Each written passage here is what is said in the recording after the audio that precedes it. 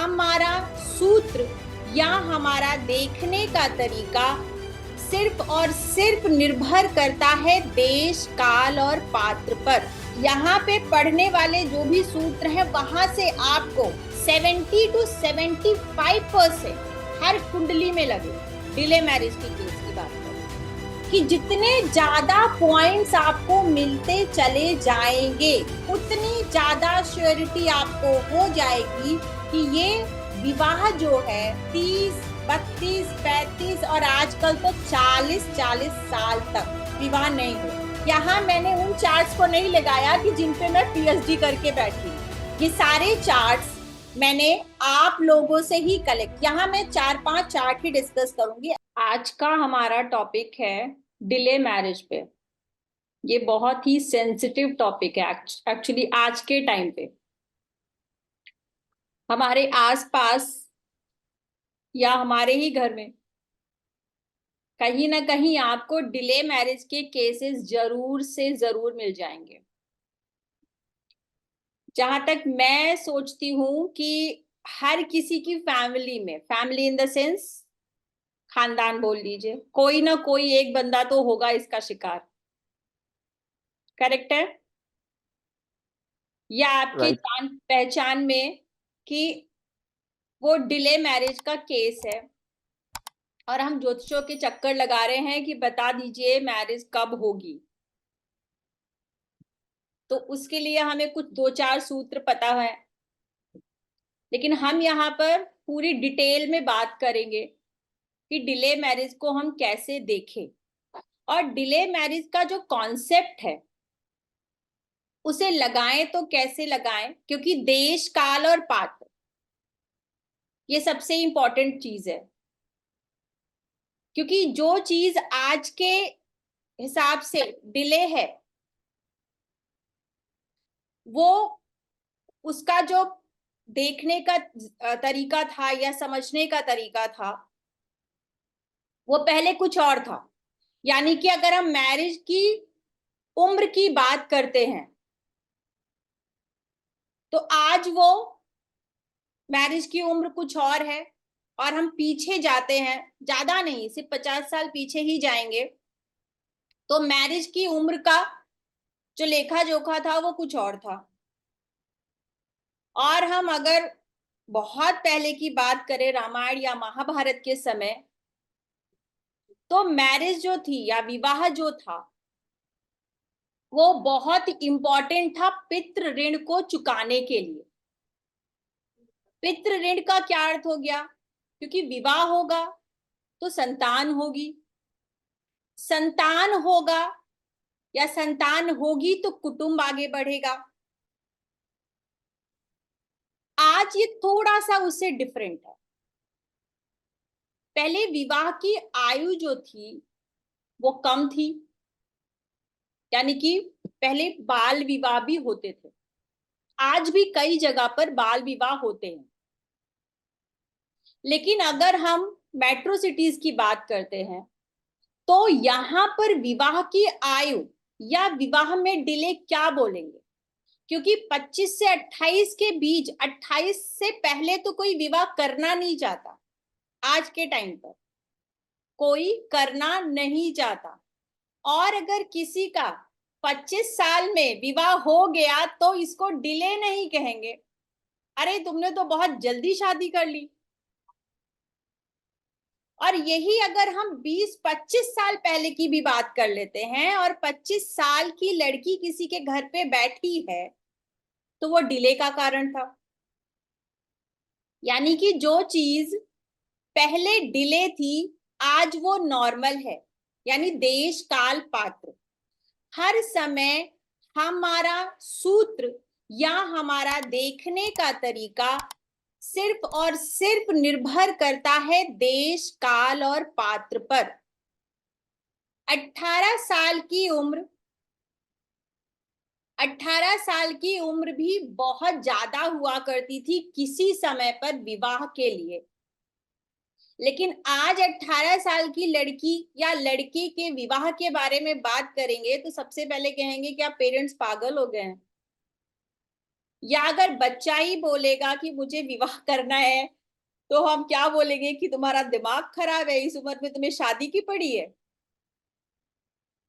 तो हम विवाह की एज को क्या कैटेगराइज करें, किस मापदंड पे लें कि ये एज अब डिले की तरफ जा रही है। तो प्रेजेंट एरा के हिसाब से हम 28 साल की उम्र के बाद को डिले कह सकते हैं। सहमत हैं आप लोग? यस ठीक है। सर। तो 28 साल की उम्र देश काल पात्र। आज भी ऐसा नहीं है कि 28 साल की उम्र जो है वो बिल्कुल हम फिक्स कर लेंगे और एक पैरामीटर बना लेंगे और सब लोग उससे एग्री हो जाएंगे। नहीं, अगर हम आज भी विलेजेस में जाते हैं, पिछड़े इलाकों में जाते हैं, तो 22-23 साल भी उनके लिए बहुत ज्यादा है। इवन मेरे घर में जो मेड है, उसकी जो सिस्टर है वो 18 साल की है, और वो मुझसे ये पूछी थी कि दीदी बताइए हम विवाह कर सकते हैं कि नहीं। मतलब मैं बॉम्बे में रहती हूँ, तो ये जरूरी नहीं है कि हम जो पढ़ रहे हैं वो एग्जैक्ट लगा देंगे, हम उसको कहाँ और कैसे लगाएंगे। हम जिसके लिए हम प्रिडिक्शन कर रहे हैं या जिसकी भी कुंडली देख रहे हैं, उसके सामाजिक मापदंडों को, जो उसका सोशल बैकग्राउंड है, उसको नजरअंदाज नहीं कर सकते। किसी के लिए 25 साल अर्ली हो सकता है, किसी के लिए 25 साल बहुत डिले हो सकता। तो ये जो भी हम फॉर्मूला लगाएंगे वो देश काल पात्र के हिसाब से ही लगाएं। अब ये तो हो गई हमारी थोड़ी सी भूमिका कि हम कैसे देखें। अब हम बात करेंगे कि हम क्या देखें। तो विवाह के लिए आप सभी को पता है कि सप्तम भाव और सप्तमेश बहुत ही इंपॉर्टेंट है। कुंडली में जो 12 घर हैं, उसमें से 7वां भाव और भावेश, यानी कि उस 7वें भाव का स्वामी विवाह के लिए या हमारा पार्टनर कहा जाता है, या शास्त्रों में क्लासिक्स में लिखा हुआ। लेकिन क्या सिर्फ सप्तम भाव ही इंपॉर्टेंट है, या उसके अलावा कुछ और भाव हैं जिनको हम नजरअंदाज नहीं कर सकते? तो वो कौन कौन से भाव हैं? पहला तो हम सेल्फ, क्योंकि विवाह किसका होगा? लग्नेश का, उस व्यक्ति का, चाहे वो मेल हो या फीमेल हो। तो पहला हो गया हमारा लग्न, दूसरा हो गया हमारा दूसरा भाव यानी कि कुटुंब। जब हम विवाह करते हैं तो हम क्या करते हैं? हमारे कुटुंब में बढ़ोतरी होती है, एक नया मेंबर आके जुड़ जाता है, या कुटुंब की बढ़ोतरी अर्थात विवाह के बाद संतान की प्राप्ति की इच्छा होती है। आज भी, ठीक है, हम मेट्रो सिटीज की बात नहीं कर रहे हैं, लेकिन आज भी 99.9% विवाह इसीलिए किया जाता है क्योंकि संतान चाहिए। विवाह के बाद सबसे पहली एक्सपेक्टेशन या फैमिली की हो या आपकी सेल्फ की हो, संतान उत्पत्ति यानी कुटुंब का बढ़ना, कुटुंब में नए सदस्यों का जुड़ना। उसके बाद चौथा भाव, चौथा भाव आपके सुख का भाव है। चौथा भाव आपके सुख का भाव है। फिर आ जाता है सप्तम भाव, जो हमारे पार्टनर का भाव है। इसके बाद अष्टम भाव, थोड़ा सुनने में अटपटा लगेगा कि अष्टम भाव क्यों, क्योंकि अष्टम भाव लग्नेश का ससुराल है। लड़की की कुंडली में, फीमेल चार्ट में मांगल्य है। आप अगर एक मेल चार्ट के अष्टम भाव को इग्नोर भी कर दोगे तो भी आज भी वही रीति है कि लड़की विवाह करके कहाँ जाएगी? ससुराल जाएगी। अष्टम भाव। उसके बाद 12वां भाव। 12वां भाव क्या है? 12वां भाव हम यहां पर सिर्फ विवाह के पर्सपेक्टिव से कुंडली को देखेंगे।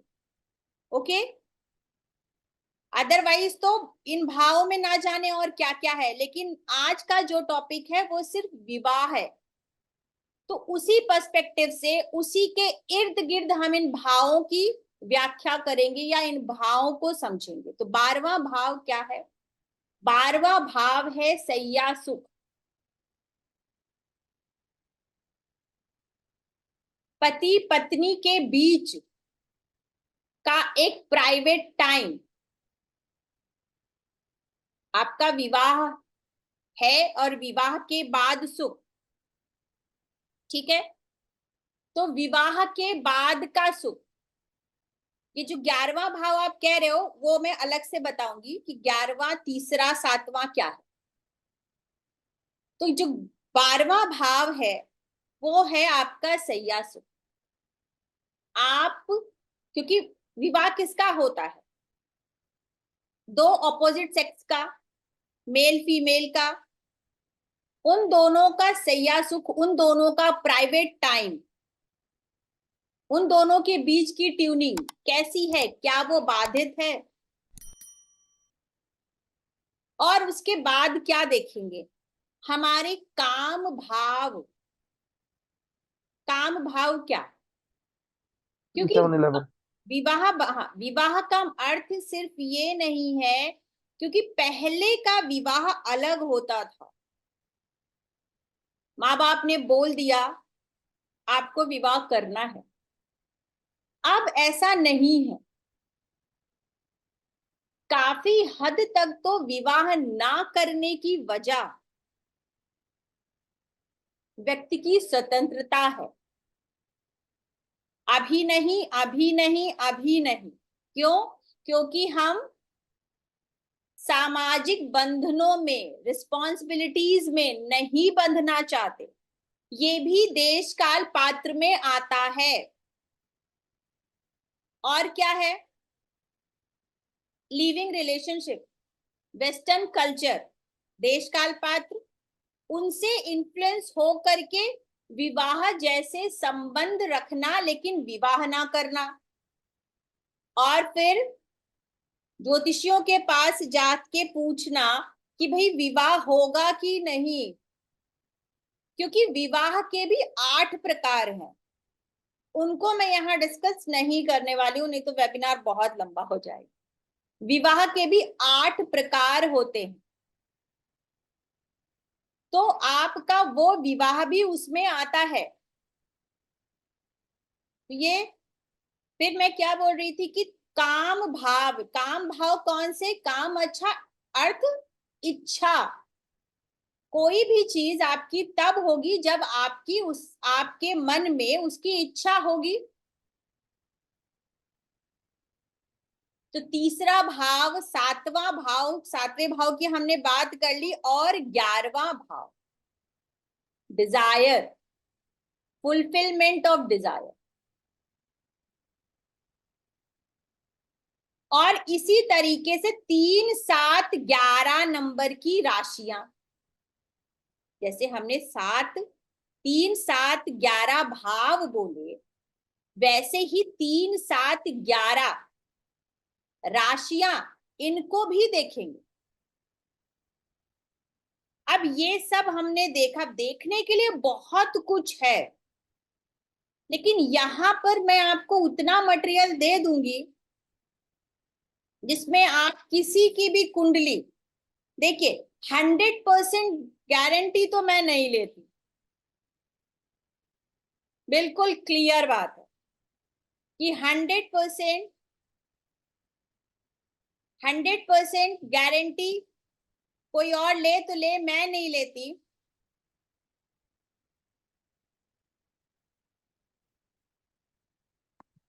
अभी यहाँ मैं आपके साथ प्रेजेंटेशन शेयर करूंगी, सारी चीजें शेयर करूंगी। तो अगर यहाँ पे पढ़ने वाले जो भी सूत्र हैं वहां से आपको 70 to 75% हर कुंडली में लगेगा। डिले मैरिज की केस की बात कर रही हूँ। 100% में बहुत सारी चीजें होती हैं। क्यों? क्योंकि ऐसा नहीं है कि ज्योतिष गलत है। ज्योतिष गलत नहीं होगा। हो सकता है उन कुंडलियों में कुछ और सूत्र लगे, हो सकता नहीं बल्कि है। वो एडवांस लेवल पे, क्योंकि ऐसा नहीं है कि मैं देने के लिए आपको सब कुछ दे दूं, लेकिन वो सब कुछ आप लगा नहीं पाओ जब तक बेसिक की प्रैक्टिस नहीं। तो यहां पर मैं आपको बेसिक से भी ऊपर एडवांस लेवल पे इतने सूत्र बता दूंगी कि आप 70% चार्ट पे तो आंख बस आपने देखा नहीं और आप बता दोगे कि ये डिले मैरिज करते या denial. Some time delay denial में बदल जाता है। वजह क्यों? क्योंकि अब डिले मैरिज में सबसे मेन इंपॉर्टेंट रोल किस चीज का, ये सारी चीजें हमने देख ली, बात कर ली, उसके बाद सबसे इंपॉर्टेंट रोल किस चीज का आएगा? दशा का। दशा आपकी दिशा बताती है। अगर आपको दशा ही मैरिज भाव की नहीं मिली या मैरिज कराने वाले ग्रह की दशा नहीं मिली जो सप्तम भाव सप्तमेश से संबंध रखता है, तो क्या विवाह होगा? नहीं होगा। तो कभी कभी ऐसा होता है कि जो डिले है वो कभी कभी नहीं, मेजर पार्ट अगर आप कहें तो दशा का हो। और दशा में भी आपका समय तो है विवाह करना, लेकिन फिर क्या इच्छा नहीं है? क्या नहीं है? इच्छा नहीं। दशा चल रही है विवाह की, लेकिन मुझे विवाह करना नहीं। तो ये सारे पॉइंट्स एक एक करके यहाँ मैंने आप लोगों के लिए एक प्रेजेंटेशन बनाई है ताकि आपको बहुत इजी हो जाए समझने के लिए कि हम क्या पढ़ने वाले हैं। तो ये सारी बातें जो हमने अभी बोली, इनको थोड़ा और डिटेल में पढ़ते हैं कि विवाह के लिए मैंने बोला दूसरा भाव और सप्तम भाव। तो काल पुरुष की कुंडली में दूसरे भाव और सप्तम भाव में शुक्र की राशि आती है।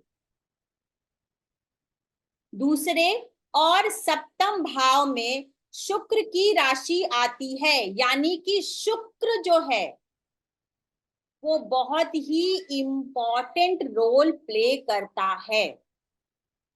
सबसे पहले विवाह और विवाह का सुख देखना है एक ही पॉइंट में। तो कुंडली में सबसे पहले, चाहे वो मेल की हो या फीमेल की, शुक्र को तलाश करिए कि शुक्र कहाँ है, किस स्थिति में। देरी कराता कौन है? देरी का कारक कौन है? सैटर्न, शनि। और विवाह का कारक कौन है? जुपिटर। विवाह का कारक वीनस है और जुपिटर भी है। वीनस मेल चार्ट में और जुपिटर फीमेल चार्ट में, लेकिन मेल और फीमेल दोनों चार्ट में वीनस विवाह दे सकता है या विवाह खराब कर सकता है।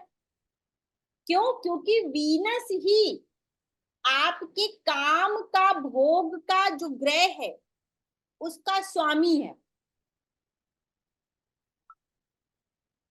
फिर किसको देखेंगे? 7th हाउस और 7th लॉर्ड को, कि क्या 7th हाउस और 7th लॉर्ड में कोई एफ्लिक्शन है। फिर मैंने बोला 8वां भाव, 8वां भाव जो है मांगल्य का है, ससुराल का है। तो 8वें भाव को, अगर 8वें भाव में कोई क्रूर ग्रह होगा तो ये विवाह में डिले करता। 8वें भाव में अगर शनि बैठा है तो इसकी पंचम दृष्टि, सॉरी, दशम दृष्टि, 10th दृष्टि कहाँ जाएगी? पंचम भाव में, जो विवाह के में डिले का बहुत बड़ा कारण।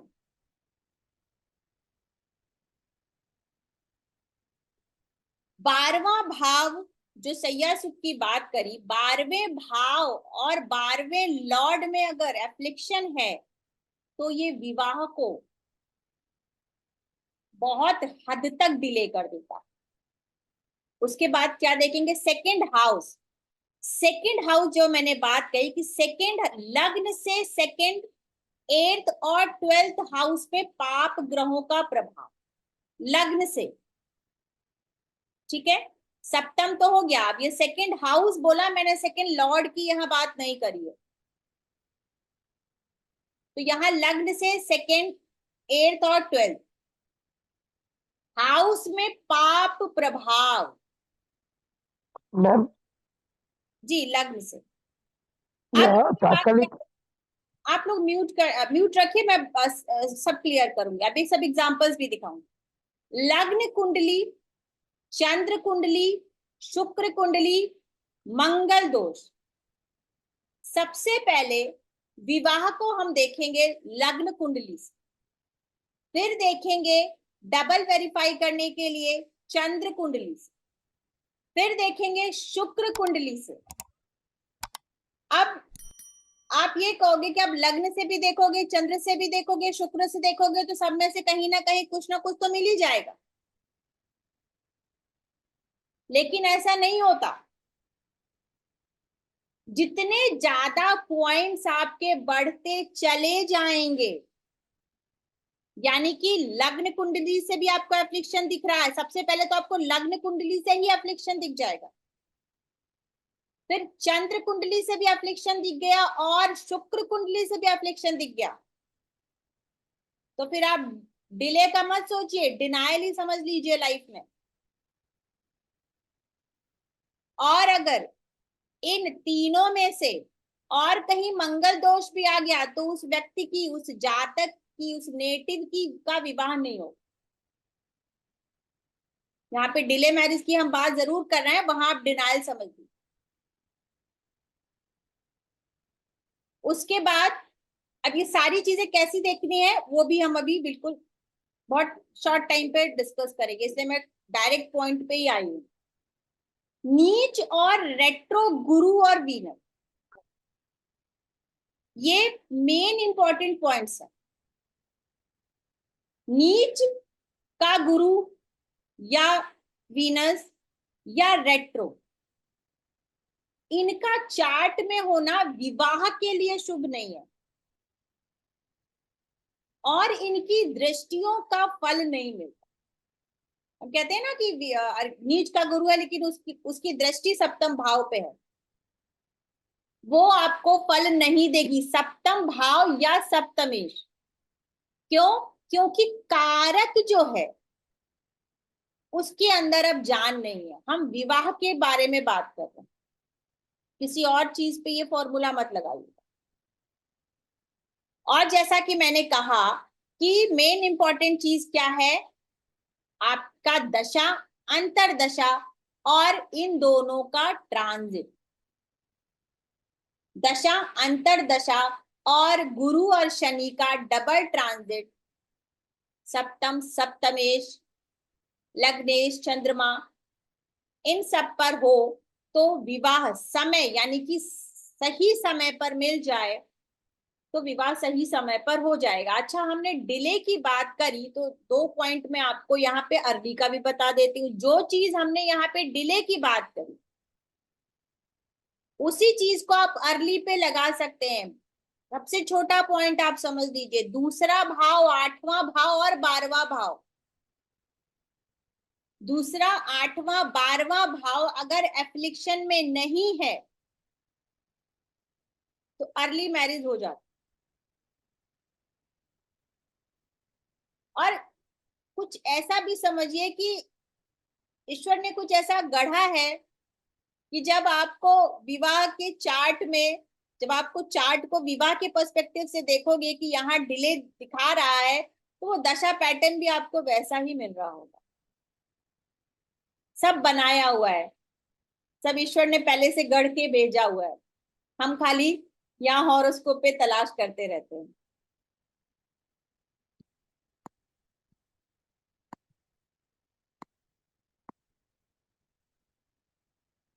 अब हम सबसे पहले किसको पकड़ेंगे? सैटर्न को पकड़ेंगे। क्यों? क्योंकि हम यहाँ डिले की बात कर। तो जब हम सैटर्न को पकड़ेंगे तो सैटर्न क्या है? डिले का कारक है। तो सैटर्न में ऐसे कौन कौन से पॉइंट्स हैं जिन्हें हमें देखने की जरूरत है? और वो पॉइंट्स हैं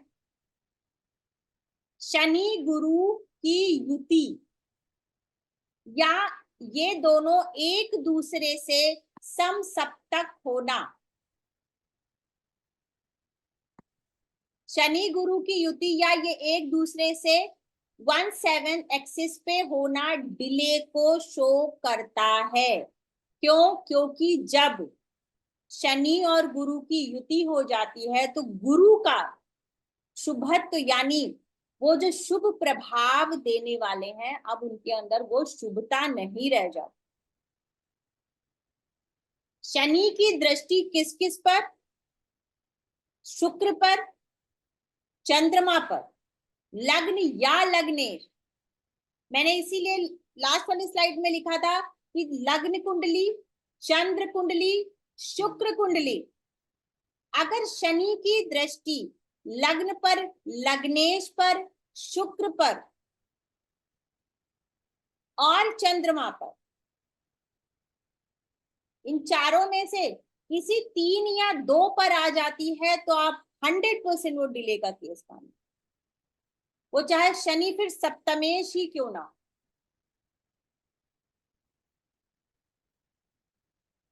शनि, मून और सैटर्न की युति, हमने पहले दृष्टि की बात करी, अब मून और सैटर्न की युति, दृष्टि और परिवर्तन, यानी कि कर्क राशि और मकर राशि या कुंभ राशि का इनका आपस में परिवर्तन। शनि जाकर के 4 नंबर की राशि में बैठ जाए और चंद्रमा आकर के मकर और कुंभ राशि में बैठ जाए, ये परिवर्तन आपको लग्न कुंडली में दिखे या नवमांश कुंडली। लग्न और वीनस से 8th हाउस में, जैसे मैंने लग्न से 8th हाउस में बोला कि वहां से उसकी 10वीं दृष्टि पंचम भाव में पड़ती है, वैसे ही अगर वीनस से भी 8th हाउस में सैटर्न बैठा है तो वो डिले कराता। बुध शनि के युति और उसमें भी बुध रेट्रो हो तो ये भी विवाह में विलंब का कारण बनता है। शनि को देख लिया हमने, अब हम वीनस और 7th लॉर्ड को पकड़ते हैं। तो मून और वीनस की युति, पिछले उसमें हमने पढ़ा कि शनि और चंद्रमा की युति, यहां पर वीनस यानी शुक्र और चंद्रमा की युति या एक दूसरे से 1/7 एक्सिस पर हो। बस एक एक्सेप्शन है कि ये युति 2 नंबर की राशि में ना हो। अगर ये टॉरस साइन में है तब ये विवाह में विलंब नहीं कराएगी। और दूसरा, ये जो युति बन रही है इस पे गुरु की दृष्टि ना पड़ रही। ढेरों चार्ट अब आप देखोगे,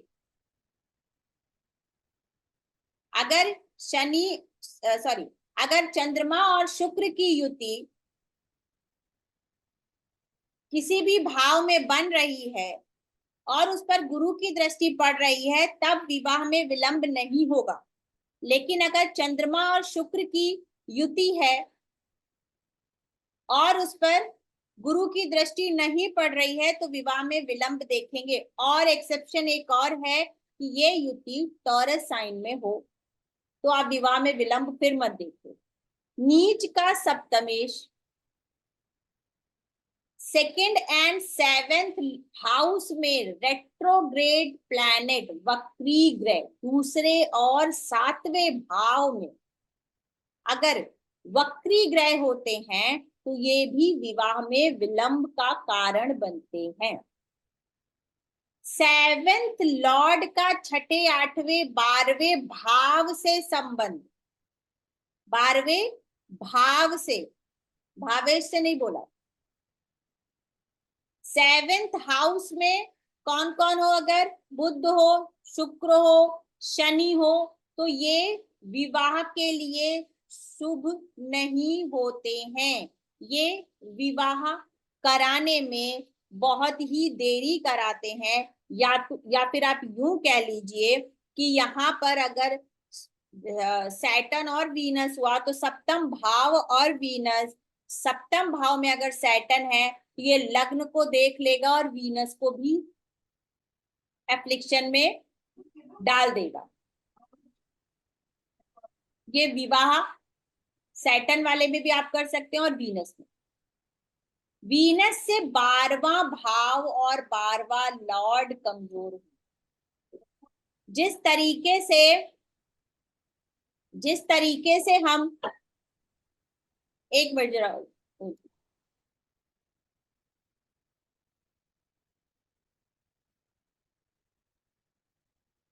जिस तरीके से हम ये देखते हैं कि लग्न से 12वां भाव, वैसे ही हमें शुक्र से 12वां भाव देखना है। क्योंकि मैं पहले भी बोल चुकी हूं कि शुक्र जो है विवाह को कराने वाला और विवाह का सुख देने वाला सबसे बड़ा ग्रह है। हम सिर्फ गुरु से विवाह को देखते हैं। गुरु विवाह का कारक है, लेकिन जो शुक्र है वो विवाह का सुख है। शुक्र जो है वो विवाह का सुख है। और उसके बाद क्या देखेंगे, वीनस का निर्बीज राशि में होना। निर्बीज राशि या फिर बंजर राशि आप कह सकते। वीनस जो विवाह का सुख देता है वो अगर बंजर राशि में हो, बंजर राशि में स्पेशली अगर 5 नंबर की राशि में, 3, 5, 6, कई लोग 8 नंबर की राशि को भी निर्बीज राशि कहते हैं। आपको लेना है आप ले सकते हैं, आप उसमें लगाकर देख सकते हैं कि वो चीज आपको, उसका रिजल्ट आपको मिल रहा है या नहीं मिल रहा। ठीक है, तो आप 3, 5 और 6 नंबर की राशि के साथ साथ 8 नंबर की राशि भी आप देख सकते हैं कि आपको उसका रिजल्ट मिल रहा है या नहीं। जरूरी नहीं है कि आपको उसका रिजल्ट हर बार मिले ही मिले। नवमांश में वीनस का पीड़ित होना, सिर्फ लग्न कुंडली में वीनस का पीड़ित होना नहीं देखेंगे, हम नवमांश कुंडली में भी चेक करेंगे कि कहीं क्या वीनस नवमांश कुंडली में तो पीड़ित नहीं है। सेवेंथ लॉर्ड का, जैसे हमने यहाँ देखा लग्न में सेवेंथ लॉर्ड का नीच होना, उसी तरीके से नवमांश कुंडली में भी जो नवमांश कुंडली का सेवेंथ लॉर्ड होगा वो पाप ग्रहों से पीड़ित है या पाप ग्रहों की दृष्टि में है। अब उस इसमें एक चीज और आ जाती है कि लग्न सप्तम भाव से बली हो, क्योंकि आज के समय में ये देखना बहुत जरूरी। अगर आपका लग्न सप्तम भाव से बली है और सप्तम भाव पाप कर्त्री में है, तो व्यक्ति जो है वो झुकना नहीं चाहता संबंधों में, किसी के सामने, चाहे वो कोई भी क्यों ना हो। वो सामने वाला, वो ऐसा व्यक्ति तलाश करता रहता है कि मैं ऐसे व्यक्ति से शादी करूंगा जो मेरी हर बात में। और लग्न और सब लग्नेश और सप्तमेश, यानी जो राशि लग्न में होती है और जो राशि सप्तम में होती है, ये कभी भी एक दूसरे के मित्र नहीं होते हैं। ये हमेशा एक दूसरे के शत्रु ही होते हैं। कोई भी एक लग्न आप उठा के देख लीजिए, कहीं पर भी आपको समानता भी नहीं मिलेगी, शत्रुता ही मिलेगी। और एक बहुत इंपॉर्टेंट पॉइंट है कि सेवेंथ एट्थ या लग्नेश के अंशों का एक डिग्री में होना, सेवेंथ लॉर्ड का और एट्थ लॉर्ड या लग्नेश, ये तीनों की डिग्री अगर आसपास है, 1-2 डिग्री के आसपास है ये, तो भी विवाह में विलंब होता है। इसके बाद सबसे इंपॉर्टेंट हो सकता है, इस चीज से कई लोग, मतलब कई लोगों को इसकी जानकारी हो, कई लोगों को इसकी जानकारी ना हो। उपपद, उपपद लग्न ये सिर्फ जैमिनी का पार्ट नहीं है। अगर आप बृहद पराशर होरा शास्त्र, और यहाँ पे जो मैं उपपद लग्न बना आपको बताऊंगी, वो बृहद पराशर होरा शास्त्र के हिसाब से ही बना बताऊंगी, ठीक है। यहाँ पर आपको जैमिनी के हिसाब से, क्योंकि जो आरूढ़ लग्न निकाली जाती है वो 2 तरीके से निकाली जाती है, जैमिनी का फॉर्मूला और पराशरी का फॉर्मूला। तो यहाँ पर जो मैं बताऊंगी वो आपको पराशरी के फॉर्मूले से बताऊंगी। यहाँ जो उपपद लग्न है, जैसे कि हम यहाँ पर कितने लोग हैं जो उपपद लग्न के बारे में जानते हैं, वो सिर्फ हैंड रेस करिएगा, कोई भी आप बोलिएगा या इतने।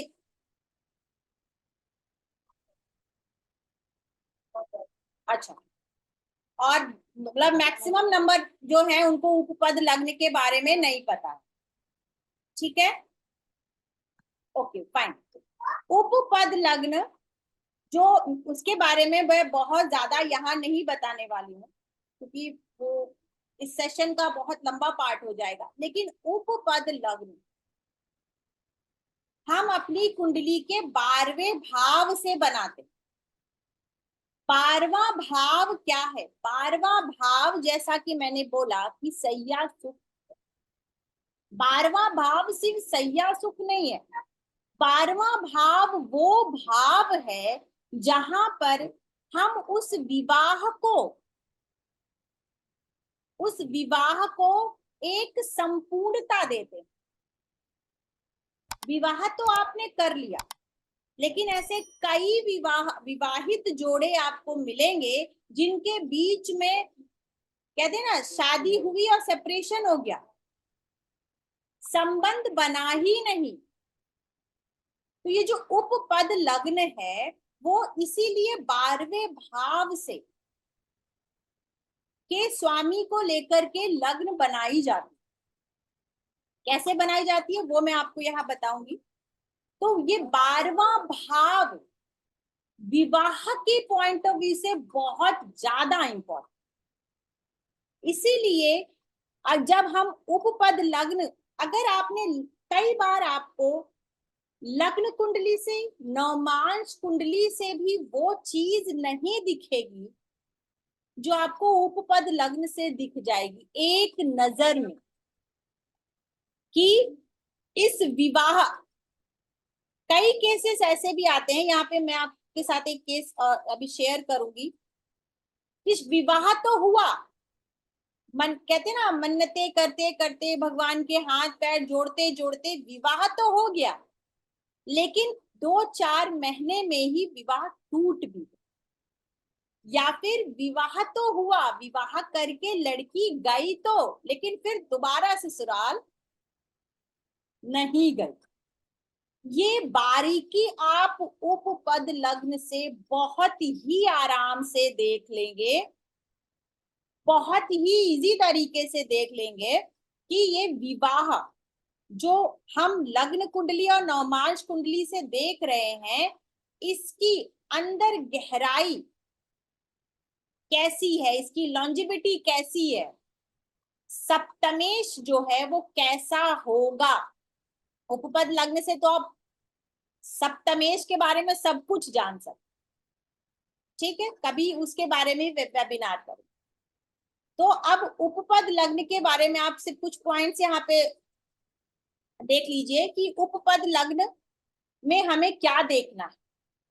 उपपद लग्न से दूसरे भाव में, क्योंकि दूसरा भाव जो उपपद लग्न का दूसरा भाव जो होता है वो आपके विवाह की लॉन्जिविटी का भाव है, विवाह की आयु कैसी होगी, ये आपको उपपद लग्न का दूसरा भाव बता देगा।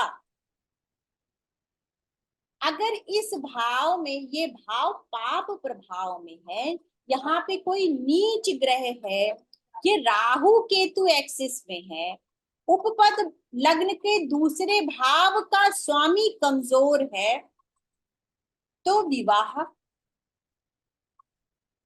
में विच्छेद हो जाता, या वो अब वो कितनी ज्यादा एफ्लिक्शन है, या तो मृत्यु हो जाती है। अब सेपरेशन का मतलब हर वक्त मृत्यु नहीं होती,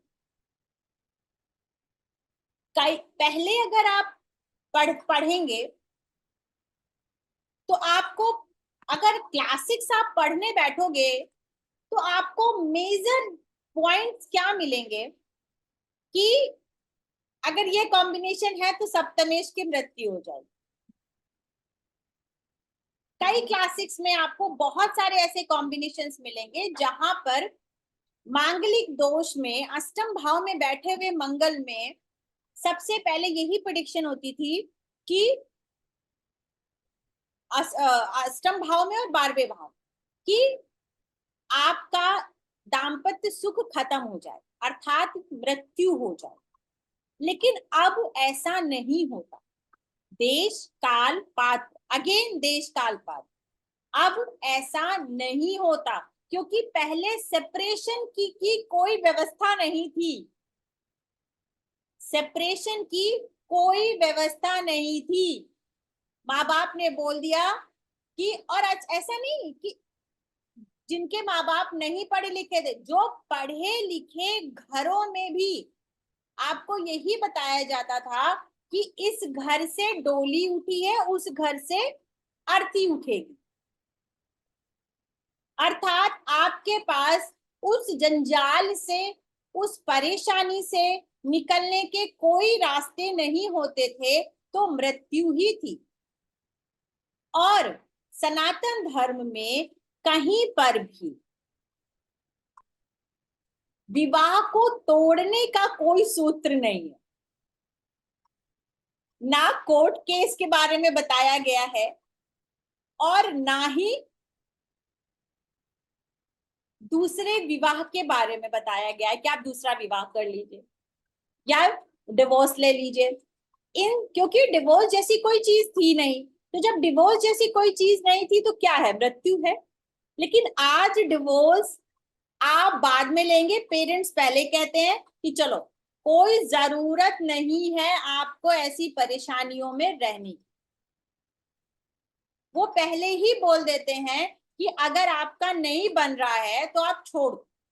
अर्थात अब अगर मंगल 8वें और 12वें भाव में आपको दिखता है तो हम सिर्फ मृत्यु की बात नहीं कर सकते, हम विच्छेद की बात कर सकते। क्योंकि मंगल क्या है? मंगल जो है वो ऊर्जा है, लड़ाई है, झगड़ा है, अग्नि है। पहले आप मोस्टली आग में जल जाने के केस सुनते थे। एग्री? कि आग में जला दिया, एक्सीडेंट हो गया, ऊपर से फेंक दिया। मंगल क्या है? मंगल एक्सीडेंट है।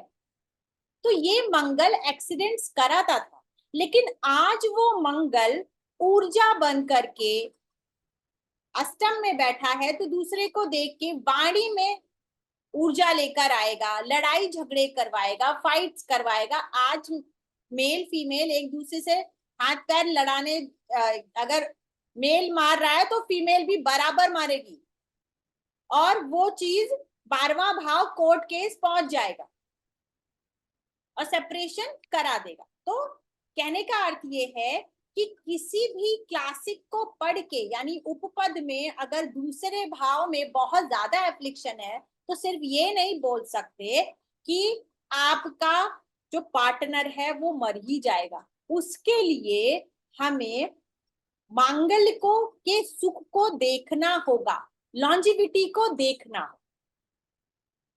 ठीक है?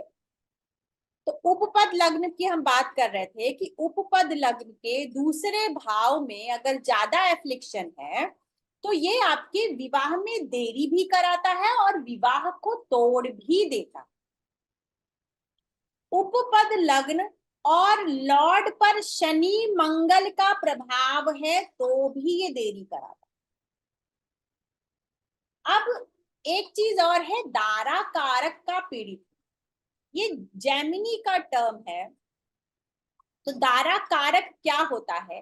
दारा कारक होता है आपकी जन्म कुंडली का, ये देखिए लिखा है कि लोएस्ट डिग्री प्लैनेट, आपकी जन्म कुंडली का जो ग्रह है, और दारा कारक मतलब जो जैमिनी में कारक हम लेते हैं वो सिर्फ 7 ग्रहों को लेते हैं, हम राहु केतु को नहीं लेते। तो उन 7 ग्रहों में 7 ग्रह कौन से? सूर्य, चंद्रमा, मंगल, गुरु, शुक्र, बुध, शनि। तो ये 7 ग्रह जो हैं, इनमें जो लोएस्ट डिग्री का प्लैनेट है, अब इसमें लोएस्ट डिग्री का प्लैनेट कौन हो गया? शनि, जिसकी 4 डिग्री है। तो इस कुंडली का दारा कारक कौन हो गया? शनि हो गया। दारा कारक यानी कि 7th लॉ। दारा कारक का मतलब हो गया 7th लॉर्ड।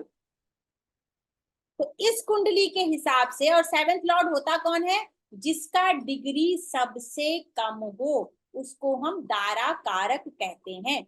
अगर दारा कारक का संबंध 6ठे, 8वें, 12वें भाव से हो जाए, तो ये भी डिले का कारण बनता है। ये आपके साथ मैंने कुछ कह सकते हैं, या यूं कह सकते हैं कि ये 70% रूल्स शेयर करें। कितने? 70%। अब इसमें आप दो चार चीजें और भी हैं, क्योंकि कुछ जैमिनी सूत्र भी हैं जो मैं यहाँ पर और ज्यादा नहीं लगा, लेकिन इतने ही सूत्रों में आपको 70 to 75% चार्ट में बहुत आसानी से दिख जाएगा कि ये डिले मैरिज का केस है, या और एफ्लिक्शन बहुत ज्यादा दिख रही है, ये डिनायल का। अब आप ये सोचे होंगे कि मैंने इतने सारे सूत्र बता दिए, कुछ ना कुछ तो लग ही जाएगा। तो मैं आपको फिर बता रही हूं कि जितने ज्यादा पॉइंट्स आपको मिलते चले जाएंगे, जितने ज्यादा पॉइंट्स आपको मिलते चले जाएंगे, उतनी ज्यादा श्योरिटी आपको हो जाएगी कि ये विवाह जो है 30, 32, 35 और आजकल तो 40 साल तक विवाह नहीं हो। और यहां मैं आपको एक चीज और दिखाऊंगी अभी, कि अगर आपने 50 कुंडलियां भी देख ली ना, सिर्फ 50 कुंडली, ज्यादा नहीं, तो आपको एक पैटर्न पता चल जाएगा और आप बोल दोगे कि उस साल के पैदा हुए बच्चों का विवाह नहीं हुआ होगा, या हुआ होगा तो टूट जाएगा। आप ऐसे देखते हो ना कि कई लोग ऐसे बोलते हैं, अच्छा ऐसा है तो आपका विवाह टूट गया है क्या? क्योंकि वो प्रैक्टिस है, वो कोई मिराकल नहीं है, वो सिर्फ प्रैक्टिस है, एक पैटर्न बनता चला जाता है और आपको बस प्रैक्टिस की जरूरत होती है कि ये चीज मुझे दिख गई, अब इसका मतलब रिजल्ट ये आने।